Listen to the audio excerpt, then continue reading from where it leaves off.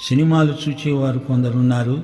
అందులో నటీనటుల హావభావాలను చూచి ఏడ్చేవారిని ఏడవమనండి. కానీ క్రైస్తవ సేవలో అలాంటి తాత్కాలిక ఉద్రేకాలకు అర్థం లేదు. అశ్లీలానికి, అసభ్యానికి కళ అని పేరు పెట్టి గౌరవిస్తున్నారు. సిగ్గు ఎగ్గు లేకుండా వినోదం పేరుతో పాపాన్ని తెగమెచ్చుకుంటున్నారు. పాపాన్ని అందలమెక్కిస్తున్నారు.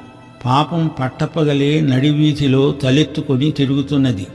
పాపాన్ని ఆబగా చూస్తున్నారు, వింటున్నారు, ప్రశంసిస్తున్నారు, చప్పట్లు కొడుతున్నారు. కల్లబుల్లి మాటలు చెప్పేవాడు ఉన్నత పదవులను ఆక్రమిస్తున్నాడు. ఎవరు తవ్వుకున్న గోతిలో వారే పడతారు. తీర్పు కొంచెం ఆలస్యమైనా వచ్చి తీరుతుంది. క్రైస్తవులు తప్పు చేస్తే ఒకటి, ఇతరులు అదే తప్పు చేస్తే మరొకటి కాదు. దేవుడు పాపాన్ని శిక్షించకుండా వదలడు.